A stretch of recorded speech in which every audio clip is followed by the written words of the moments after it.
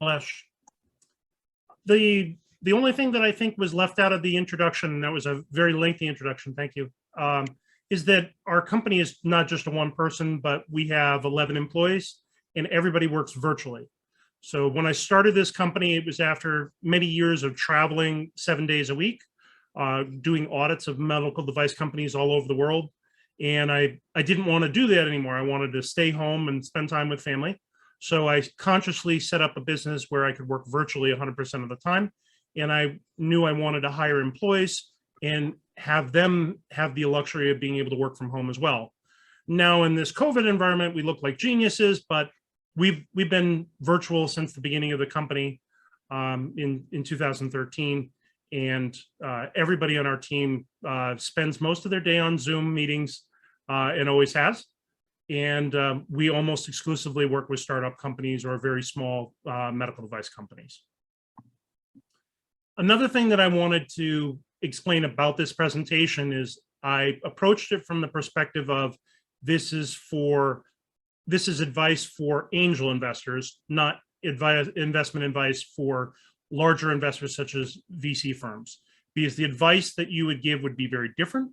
The size of investment would probably differ by a couple of zeros or at least one. And the sophistication of the investor would probably be different as well.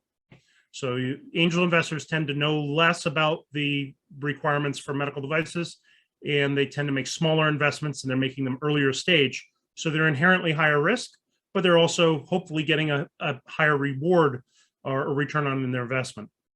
But as we talk about this, it's going to be focused on medical devices, startups, and what the angel investor should be thinking. But I will try to compare and contrast that to advice you might have heard that was more geared towards what a VC would do.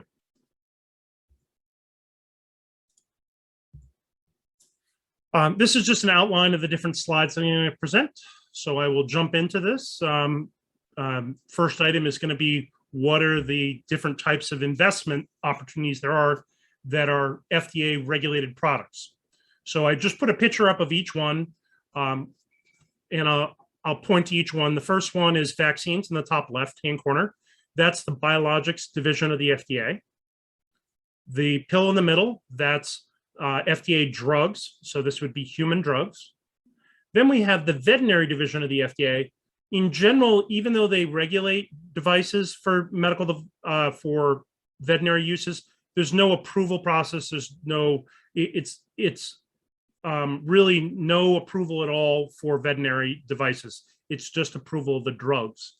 So if you have a product that could be used for veterinary and human purposes, and it was a device, then you might launch it first on veterinary market just because the regulatory hurdle is 0.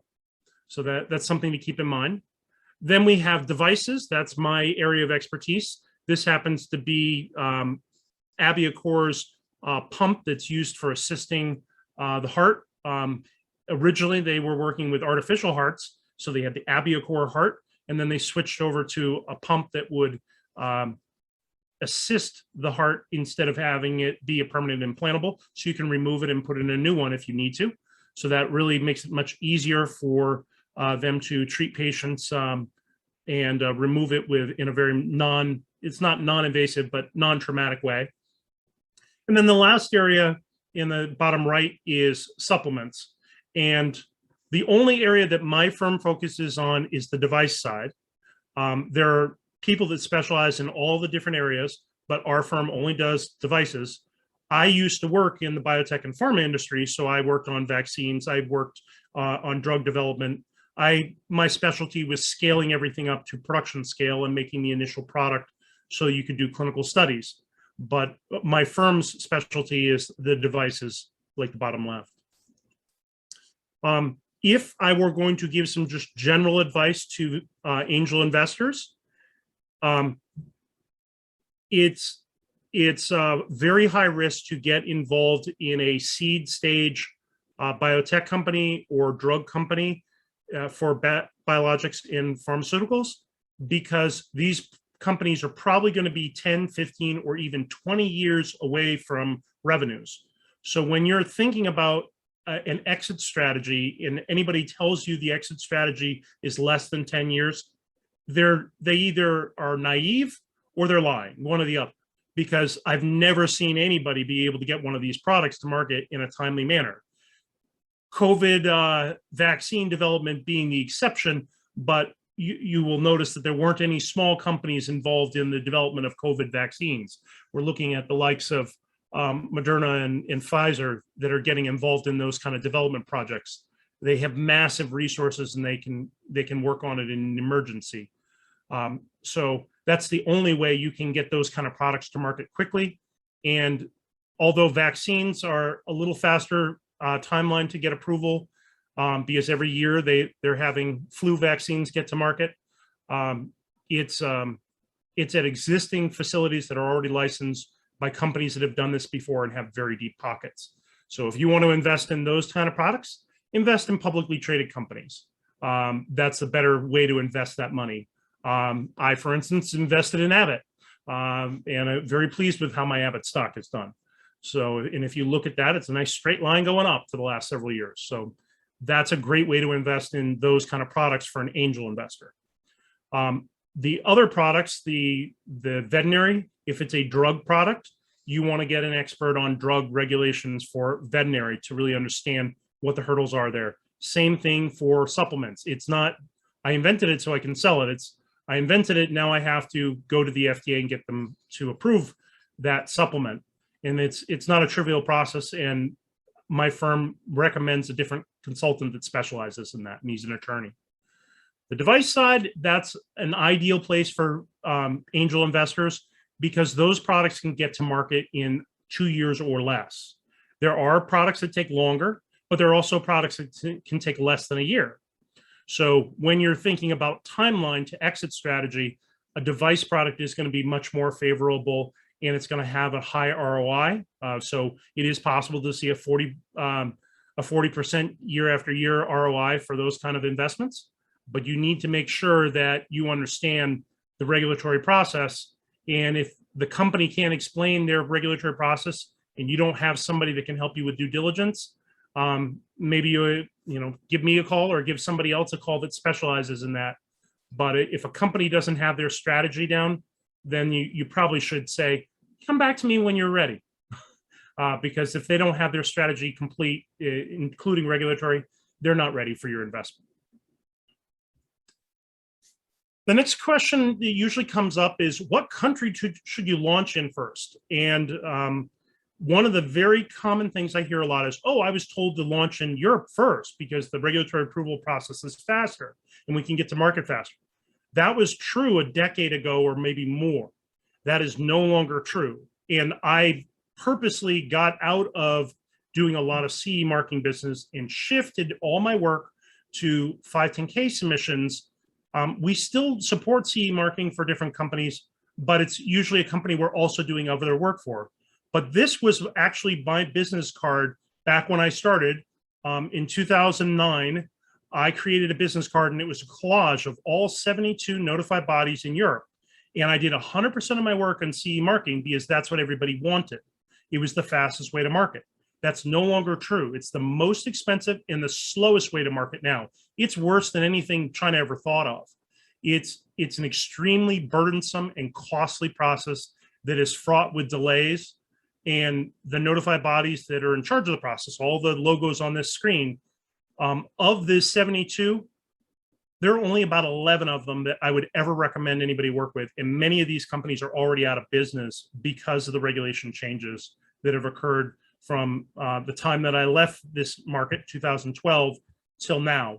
And the new regulations took effect in 2021, and they're extremely onerous, and they still haven't managed to get the electronic database to work yet.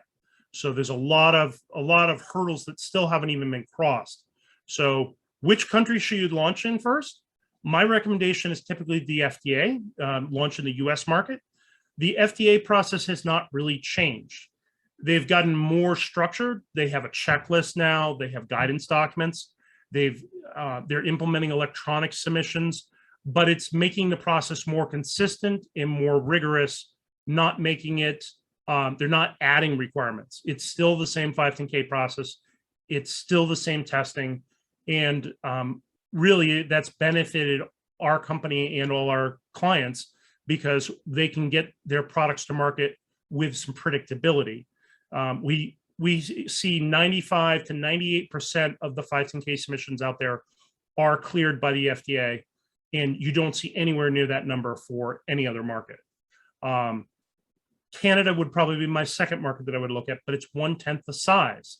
Europe is an equal size market, but it's so expensive and so time consuming, it wouldn't be my first market. So that's something that a lot of people might not be aware of, that I thought this would help them realize that I purposely shifted my business from 100% CE marking to 90+% 510K for the FDA because of this shift in the regulatory requirements for the two countries. And they're the two largest markets out there from a commercialization standpoint. For companies that are going to go after the US market, the bottom line basic level of knowledge is there are 3 classifications of devices. There are class 1 devices that are low risk. The example I give of those is manual instruments like forceps and scissors and needle holders, any of the tools that are on the left-hand side there. The class 2 devices are moderate risk devices. Those require a 510K. I've given a couple examples on the right-hand side here. An infrared thermometer that a lot of people are probably familiar with because they want to see if they have a fever. And then glucose monitoring devices for anybody that's a diabetic or pre-diabetic. And then we have the class 3 devices, and I provided a collection here of a bunch of AEDs. These are a rare exception to most of the class 3 devices require a 510K. I'm sorry, require a PMA with a clinical study. These devices don't require a clinical study. There's benchtop testing that's possible for all of them and animal testing for all of them. No clinical study required. So that is a possibility for that device, but almost all the other PMA products require a clinical study. A lot of people call it the FDA approval process, but they need to be careful because the FDA doesn't allow you to use the term approval except for pre-market approvals or PMA products. Those are the high-risk class 3 devices that require a clinical study, take years to submit, and get approved by the FDA. They require a panel review of experts that are clinical experts in that field. And it's based on a benefit risk analysis. So what are the clinical benefits of your product? If you can't demonstrate a clinical benefit, it's never going to get approved. And then you have to demonstrate the risks are lower than the benefits. So that's a key thing to keep in mind is even though people in slang and jargon refer to as approval, it's really not approval unless it's a class 3 PMA. And those projects are usually so time consuming that my firm doesn't work on those. We tend to only work on 510K projects or lower risk or de novo, so the first 3 bullets. Those are the types of products we work on. The PMAs we tend to not work on for that reason because they're so time consuming. The same is probably true for an angel investor. Why would you want to invest in something that's going to require a 2-year approval when you can have something that's less than 6 months? So I would highly recommend these are better targets for angel investors. This is not a great target for angel investors unless you've done this before, and the company's got a lot of intellectual property that is overwhelmingly compelling that they're going to succeed, and they've got a really strong management team. Those are the things that would really convince me that I might be interested in a PMA investment. But even then, I wouldn't do it as part of a project for my company. I just would consider it from an angel investor standpoint. There are combination products that'll have drugs or biologics with them.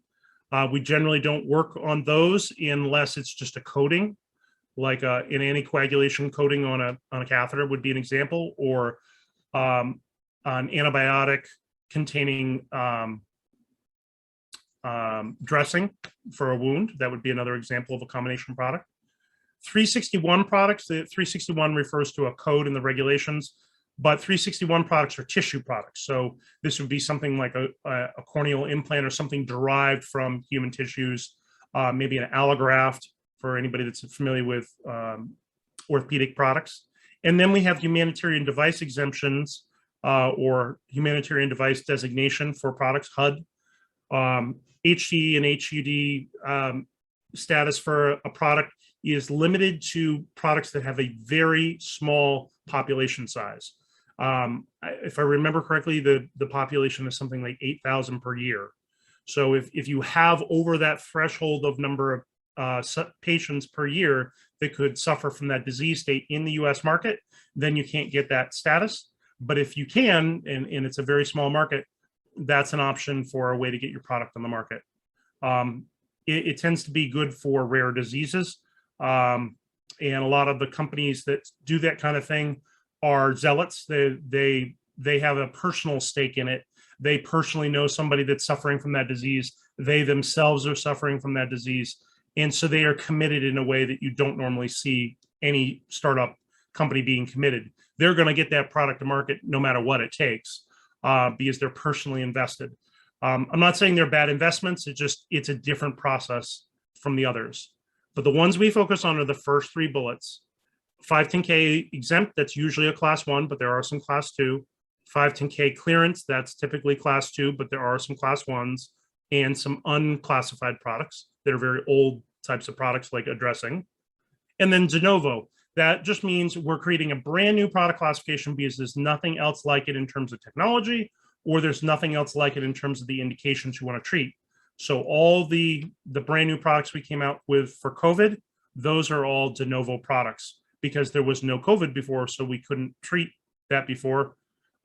Therefore, there's no products that had clearance for COVID until the first de novo. And the first de novo was from BioFire, a company that specializes in microbiology and viral diseases and how to detect them. I provide some hyperlinks throughout this presentation. There's a hyperlink at the bottom of this slide deck. That hyperlink, if you click on it and go to that page on the FDA website, you can type in any 3-letter product code you want, or you can do a generic keyword search. Once you find the 3-letter product code for the product that you're trying to sell, it'll tell you 3 important pieces of information that tell you the regulatory pathway. And this is where I always start for every project, even while I'm talking to the client on the phone for the first time. I find out what the 3-letter product code is. In this case, it's NAD for an occlusive wound dressing. And it says here that type of product is 510K exempt. So I say, okay, that doesn't require a 510K. It also says it's a class 1 product. Class 1 products are exempt from design controls. So the first line tells me it's exempt from a 510K. The second one, class 1, tells me it's exempt from design controls. The bottom one here says it's not GMP exempt. So what that means is I'm not exempt from having a quality system. I have to have a quality system. And that's a mistake we see a lot of companies make. They'll say, oh, it's exempt, so I don't have to do anything. That doesn't necessarily mean that's true. Just because it's 510K exempt does not mean it's class 1. It doesn't mean it's GMP exempt. There are exceptions across the board. Anytime it's a software class 1 device, it's not design control exempt. So, and there are 6 class 1 devices, among them surgical gloves that are sterile. That would be an example. Those 6 products and software are going to require design controls. Otherwise, all class 1 products are exempt from design controls. So you don't have to document how you designed your device. You still have to have specifications and drawings, but you don't have to have a complete design history file like you would for a class 2 product. This GMP exempt, if it says no here, that means you have to have quality system, and there are actually 25 requirements for procedures. So when companies say, oh, we don't have to have it, we don't have to have any documentation, if this says no here, they don't know what they're doing. So it's a quick, easy way to figure out what level of competence is this person I'm speaking with on the phone, or evaluating their business plan. Oh, they don't even know what classification it is. Oh, they don't even know that they have to have design controls. Oh, they don't even know that they need a quality system. These are red flags that say, pass on this investment, or revisit when they get their act together and learn what's really required. So sometimes it's just, could you please provide a regulatory strategy and please address this question of, you said it doesn't require a quality system, but that's not what the FDA says according to this. So little things like that you can push back on the inventor, founder of the company and say, you know, this is the information I've collected. please explain why this is wrong or give us an updated plan. Another question that comes up for companies is, do you need to register and list, and when you have to do that? So there's a hyperlink at the bottom of this page. Whenever you type in like FDA registration, who must register, that's a very common search term in Google. So you will immediately find this link, and these are screen captures from that page, but it shows you on the left-hand side what you're required to provide if you are a US company, and on the right-hand side, it tells what you need to provide if you're a foreign company, so outside the US. But in each category, depending on what category you're in, it tells you whether you need to register, whether you need to list your devices that you're distributing, and then the last piece is whether you have to pay a fee. And a lot of people are surprised, oh, I didn't know we had to pay a fee and our distributor had to pay a fee because we're located outside the US and they want to ship it to the US. So both parties are going to have to register. A lot of companies don't realize that. And so they'll start working with a contract manufacturer, and the contract manufacturer will be outside the company or country, maybe in China or Taiwan. They won't have registration with the FDA. They won't be aware that that's required. And suddenly you'll have a situation where the contract manufacturer refuses to register because they don't want to be inspected by the FDA.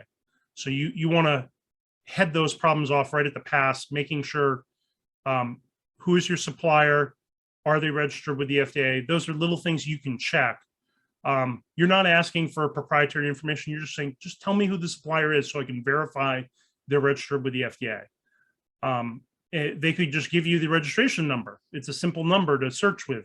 But if they can't even give you that, then they haven't done an adequate job of making sure their supplier is qualified. So those are some of the things you look for.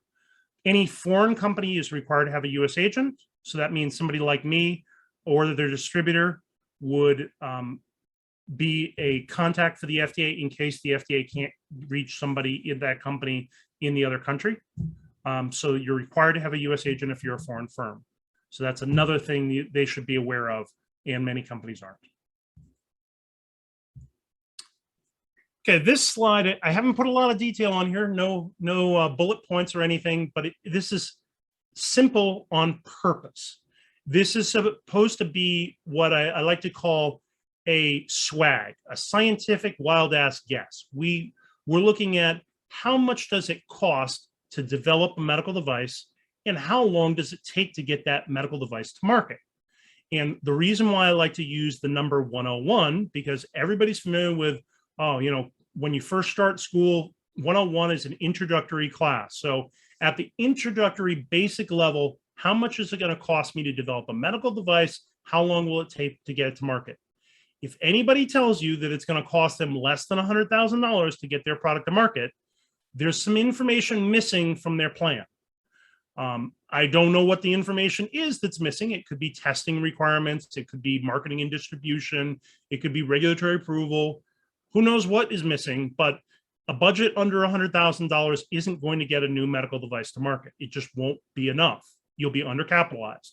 So when an angel investor hears a budget of less than $100,000, they should be suspicious and think, this is only partial budget. What's the whole budget to get me to market? Get me to cash flow even or something, or get me to cash flow period. So that's that's the 100 part, $100,000, anything less than that, they're missing some details. The second part, the time, anything less than a year is probably too short. It could be done, but they need a detailed plan that they're ready to execute the instant they have funding, and it's been vetted. They already have quotes from vendors that are going to perform the work, and they already have a working prototype. If you don't have a prototype that's working, and you don't have quotes from vendors that are going to do your testing, you really don't know what you're doing, and it's not going to get done in a year. I don't care what the product is. It could be a Band-Aid. It doesn't matter. You won't get it to market in less than a year. So my rule is, and it's just a rule of thumb, you know, good old rules of thumb are great for angel investors. They can just simply use this rule of thumb and say, if the guy is trying to tell me that it's going to cost me less than $100,000, or the woman that's sitting in front of me and pitching this investment, she says she can get this product to market in 6 months, If she doesn't have a working prototype and she doesn't have quotes from vendors, it's not going to happen. So that's my 101 rule for you out there. If you want to have a sanity check, typically I would see hundreds of thousands of dollars, not millions, but hundreds of thousands of dollars to get all the way to market. And I would expect more than a year if they aren't to the point of an initial working prototype, or they don't have quotes yet for the testing that's needed. And that's what our firm helps companies with, is coming up with that regulatory plan, creating the testing plan, helping them create a design history file. All those things are what we help them with. And we see unrealistic plans all the time from people that have already put in hundreds of thousands of dollars. So just because they've invested money already doesn't mean they know what they're doing. There's a lot of companies out there that were half-baked ideas that you should avoid as an investor. So use this rule of thumb and it will help you. And last but not least, I think I have one more slide that's just a contact slide, but this is my investor checklist. And it's different from my investor checklist for non-medical device investments because it has some additional requirements that you really need for a medical device. Management team would be on every single investor's checklist. You know, they need a solid management team with experience succeeding with a company and failing with a company. Failure is a good teacher. And so we like to see startup founders that have experience with other startups, have succeeded and failed, and now they know what their weaknesses are as well as their strengths. They also have a track record. The second thing we have is intellectual property.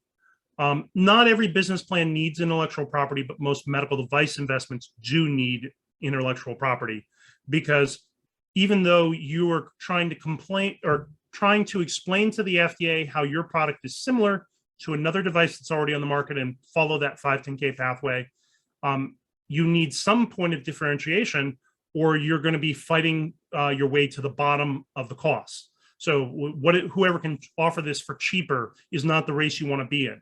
You want to have a point of differentiation that makes this product unique, novel, better, faster. Something differentiates it, and there should be some intellectual property protecting it. If they have none, it's unlikely that they have a sustainable advantage that's going to make it worth investing in them. The target market needs to be really specific. They should be niching down. They know exactly what their target market is.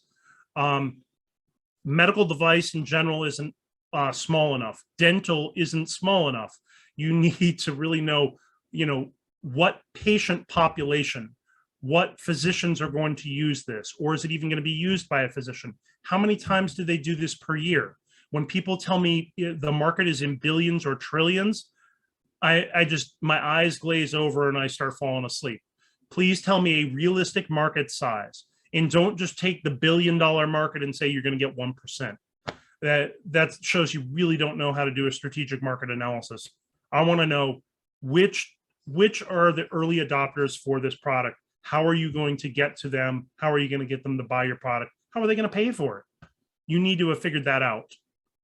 So that's what I mean by target market. And that's very specific to medical device.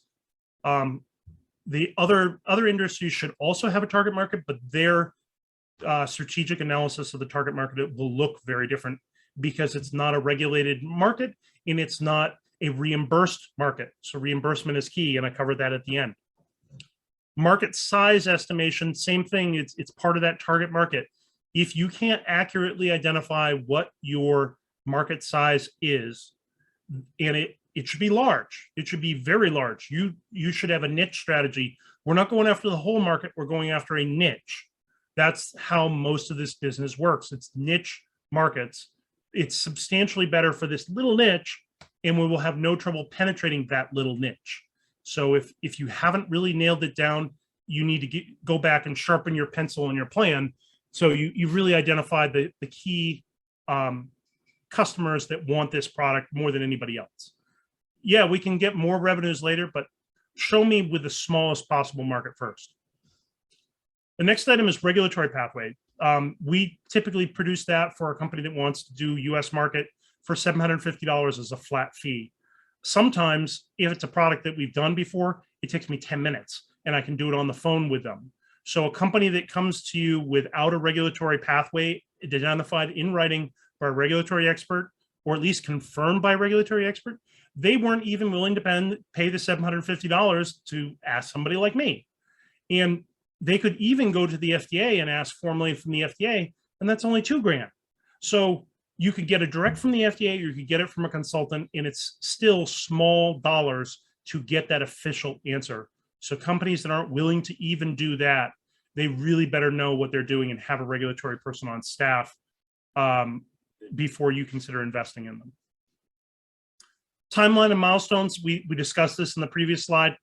How long is it going to take? What stage are you at? If they can't explain the design process, the different phases, where they are on which phase, the first thing I'm going to tell them when I talk with them is, hey, you need to learn design controls. You need a design control procedure. You need to create a design plan. They should be doing that before they talk to you, because our design control procedure costs $300. And you can find so many free videos on YouTube explaining it. And the regulations are free to download from the FDA. So there's no excuse for not knowing the basics of, you need a plan, and you should have phases of the design process, and you should know what phase you're in. And if they can't show you with a graph, this is where I am, they're not ready yet. Don't invest in them yet. Once they come to you with a timeline saying, this is the phase we're in, this is how long we have until we get there, this is what the milestones are, this is when we're going to need tranches of investment, now they get their act together. The next to last item is estimation of development costs. Once again, we talked about it in the previous slide. What I expect from somebody that wants hundreds of thousands of dollars of money from investors is they have quotes from suppliers. They don't need 3, 4, 5 quotes from competing suppliers. They need one quote from each major cost that they're going to have. So if you're going to do sterilization validation, you've got a quote for that. If you're going to do electrical safety testing, you got a quote for that. If you don't know what your biggest costs are for the testing and verification and validation of that device, you have no business handing me a business plan. You're not ready yet. So that's something I expect, is to see quotes, put them as an appendix and footnote and say, we expect sterilization validation to cost $14,000 and it'll take 14 weeks. And the quote is in the back of this proposal or in the back of the business plan. That's what I expect. And last but not least, a reimbursement strategy. This isn't something my firm does.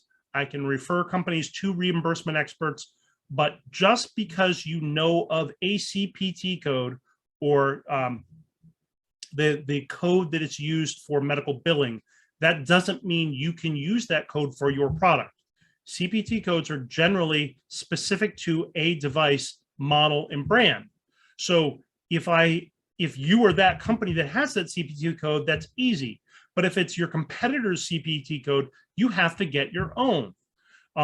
There might be a code you can use with lower reimbursement, but the more preferred CPT codes that have the higher reimbursement, those tend to be specific to a product that has clinical evidence that they are the gold standard for how to treat patients.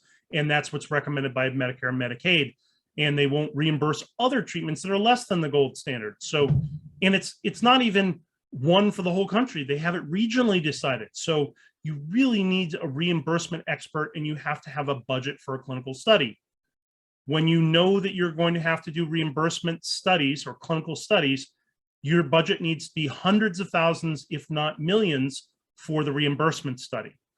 And if you can't make any cash flow that's worth something until you have reimbursement, that needs to be part of your business plan. So you might need a whole lot more investment than you thought just because you need reimbursement. So those are the things that I look for in my investor checklist before I've decided I'm going to invest in this company. If you have any questions after this session, you can go to my website. It's medicaldeviceacademy.com. And if you type in any URL that's incorrect, it'll automatically take you to the 404 page, which is the same as our suggestion box. And you can fill in a form and ask any question you want.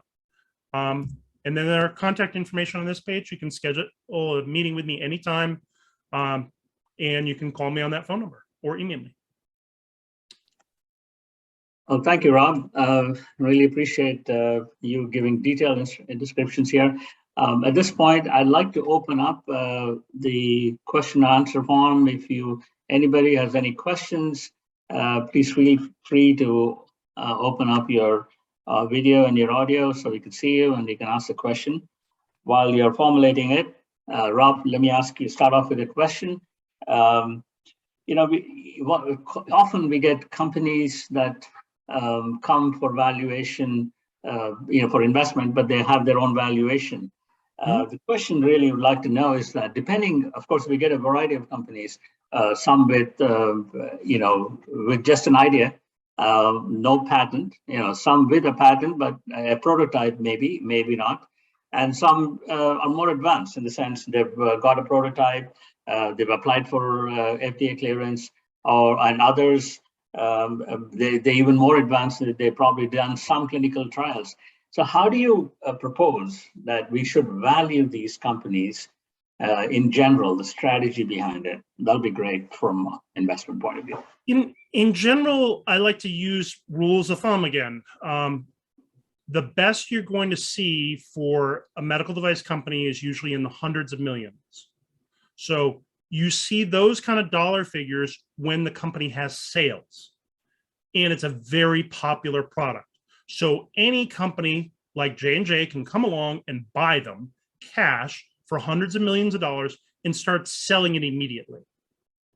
So that's the highest valuation you're going to get. If an investor comes to you and says, our valuation is $100 million, say thank you very much and move on. If you work backwards from the $100 million, I think of it logarithmically. The next order of magnitude is $10 million. So let's say $100 million is if I have sales. And ideally cash flow positive, but at least significant sales. The next level down is $10 million, and that's for you have regulatory approval. So in the case of the FDA, that's you have a 510K or you have a de novo.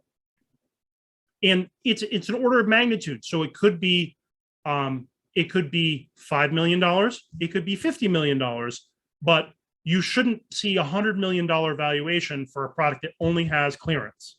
That's too high. No matter how much money the investors already put in, just because they were foolish and put it in a too high a valuation doesn't mean you should follow along. Just pass and say, I got to this one too late. The next level down is when I have demonstrated I have a working prototype of the device. So this means they can actually do a demo for you in front of your face of a device that actually works. It may not meet all the requirements of getting it on the market, but if you can show me it does what it's supposed to do, you've proved the concept, now it's probably worth a valuation of about $1 million. That's where most companies are coming to angel investors is, I have a product, I have a working prototype, will you invest in me? And if they're asking for multiple millions of dollars of valuation, they're being unrealistic. Their product isn't worth $10 million when they have a working prototype.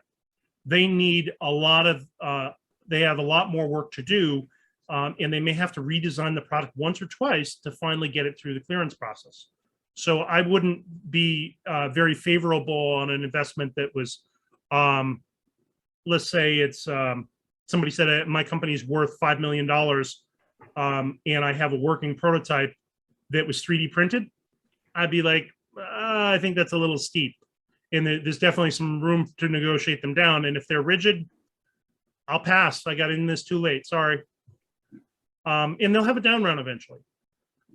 The next level down, so now we're dropping down from $1 million valuation to $100,000 valuation. Now is the point at which I have something on paper. I have a patent.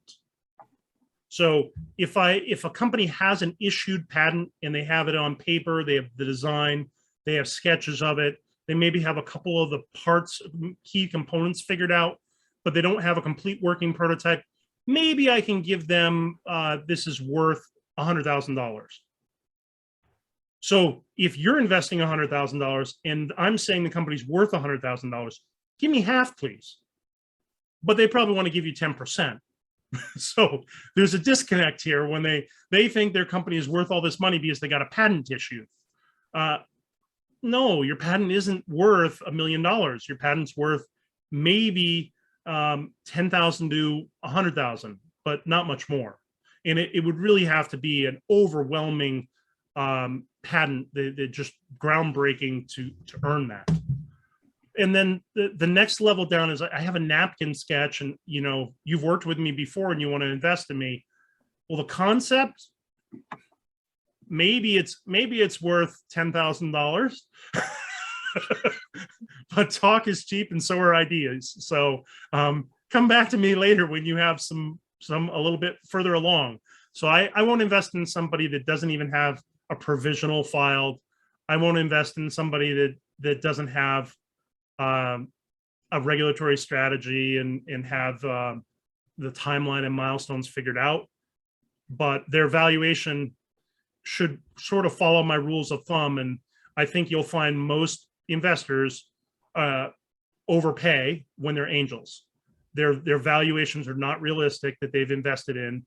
And just because they found or took advantage of unsophisticated investors that didn't understand the medical device industry, and those investors agreed with that valuation, doesn't mean you won't come to a grinding halt when you need the next round to do your clinical study for reimbursement.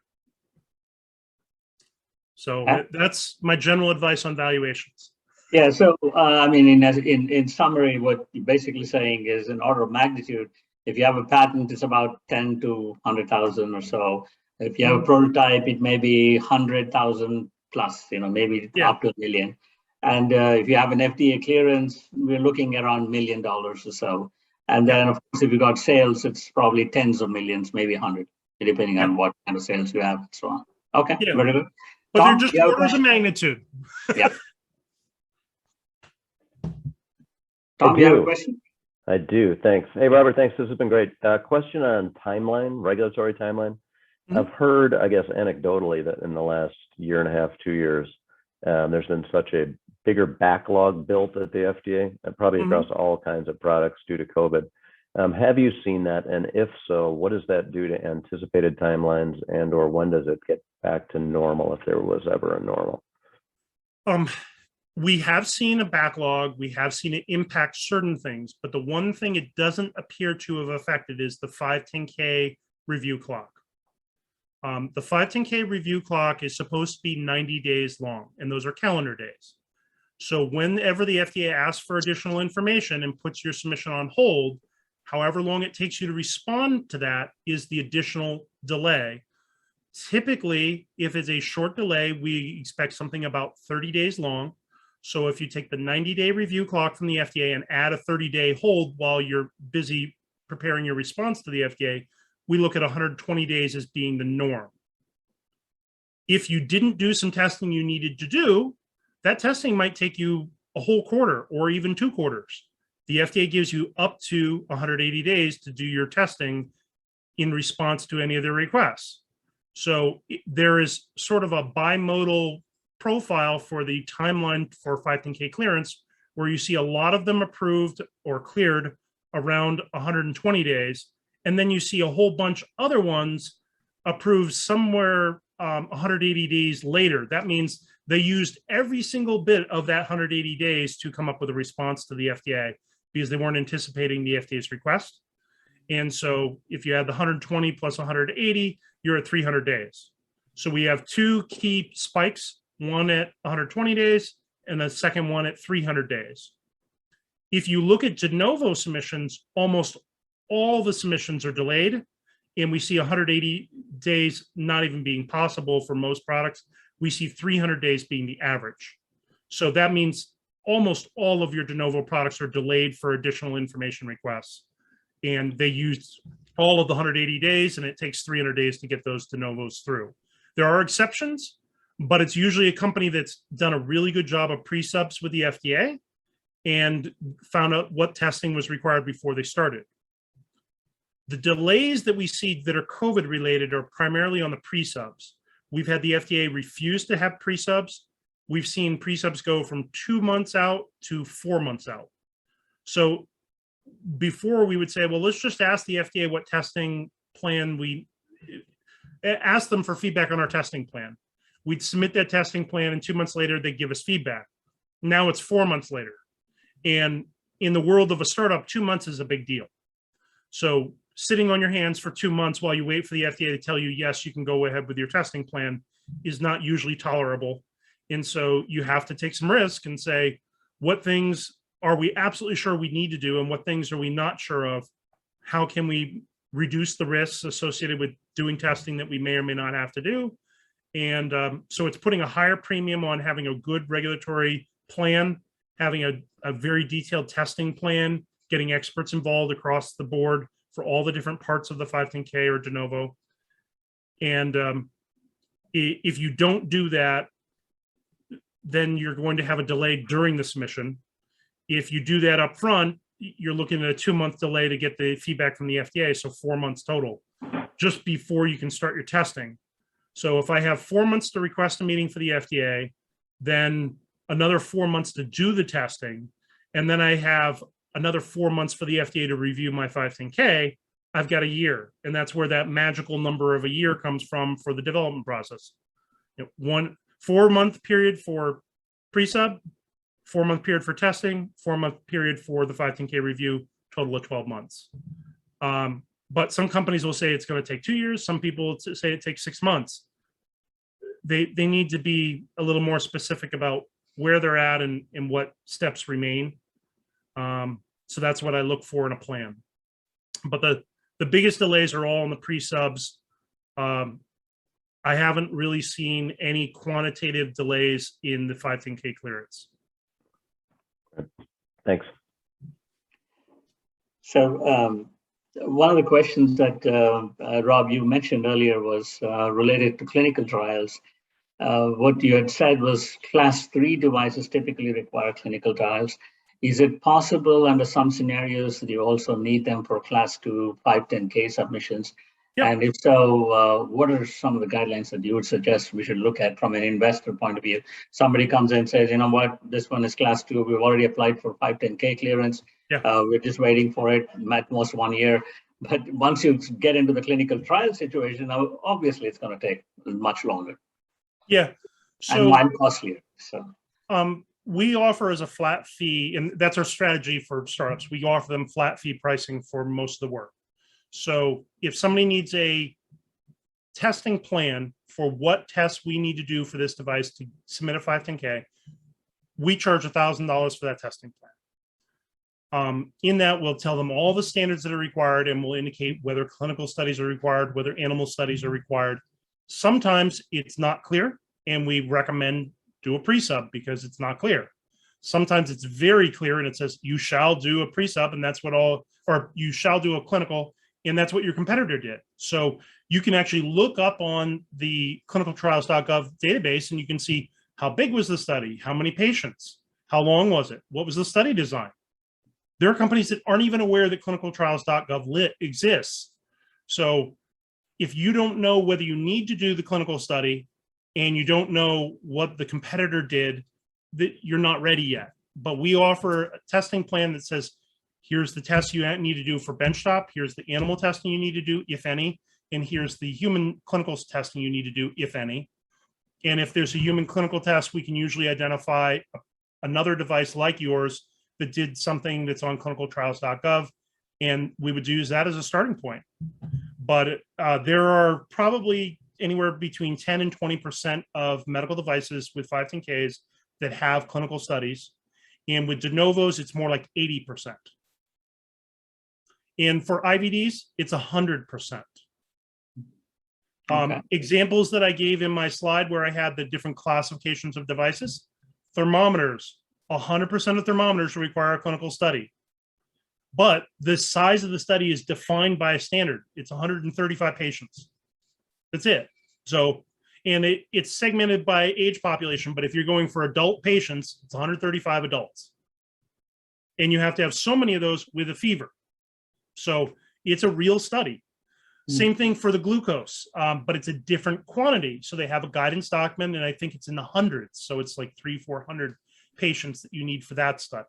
So If it's a device that's been around a long time and they have a guidance document for it, we can tell you how big the study will be, and we can even write a protocol for you and help you find somebody to help implement that study. But companies that aren't even aware that they have to do a clinical study on a thermometer haven't done their homework. What about some of the food supplement companies or beverage companies which have additives? Do you see that as also requiring clinical studies in some cases? That's not my expertise, so I'm going to give you the name of somebody else. Okay. But in general, it's based on whether the compound that you're talking about has a history of safety or not. So if it's a new compound that somebody invented, you're probably going to have to do lots of toxicology testing in benchtop models, animal models, before you even get to people.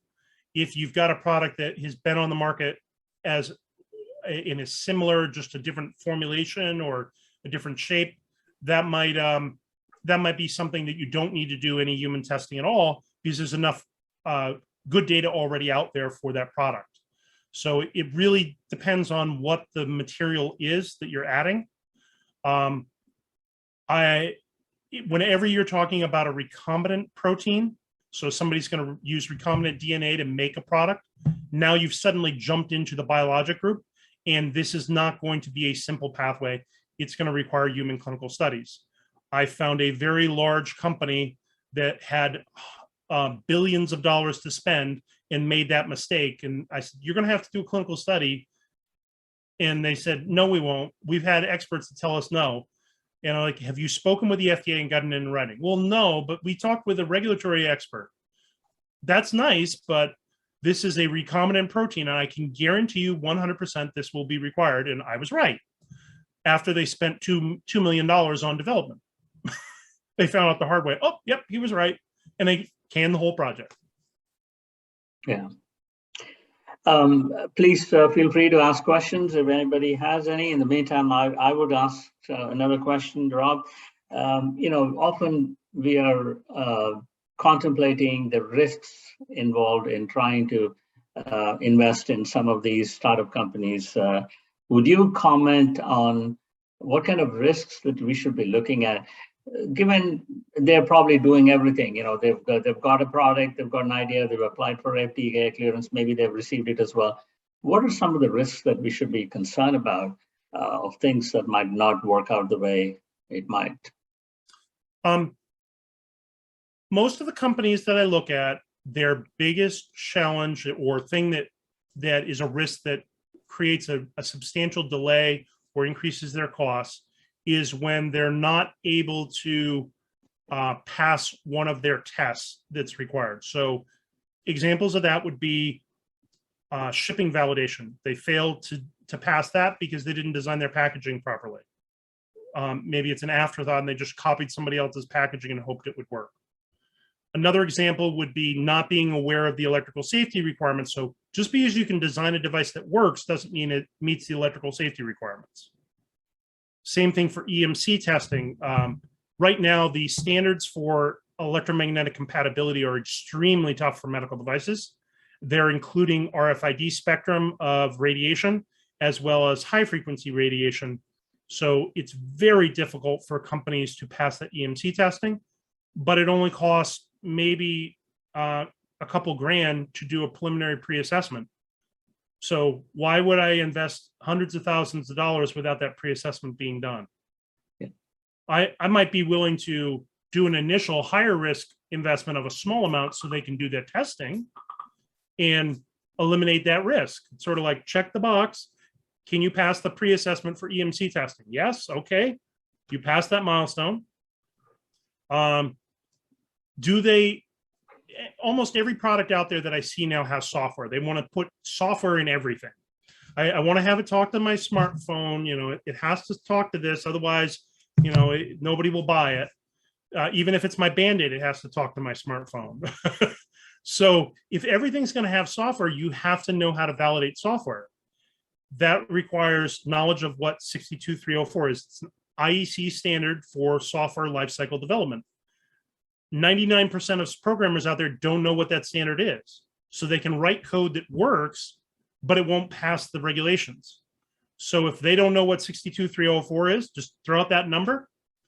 Okay, move on. And you let me know when you get somebody on board that knows what they're doing. Another example similar to that would be cybersecurity. Do they know anything about cybersecurity? Yeah, that's a major piece. If you have any wireless functionality, have you done they have what they call wireless coexistence testing. It's if I have two wireless devices of the same brand and model in the same room, will they cross-talk to one another and interfere, or are they paired and encrypted properly so they won't interfere with each other? That the FDA is the only country in the world that requires that testing. All the other countries say, no, that's not required. So that's something that catches a lot of people off guard. Oh, we didn't know we needed that. And so it's really important to make sure you're talking with experts that know how to create a plan. And if you're unsure, you go to the FDA and ask, and you wait for 4 months. So in essence, any investment in a startup company that requires some kind of FDA approval, you really need to have a regulatory document that whether it talks about all these different costs and mitigating some of the risks that might be part of that, and that's essential. Yeah, and thank you. Just saying, when you give us money, we'll go create that plan isn't good enough. Spend a little bit of money now, get a real plan from an expert, and then we'll invest in you. Right. Now that we know what the testing is required. Rob, it's been great talking to you. It's about the time, so we need to close this, but thank you very much for your time. And I hope all the members benefited from this conversation. We'll have this recorded and available on some forum from our side. And thank you very much, everyone, for attending this. Thank you very much. Have a great day.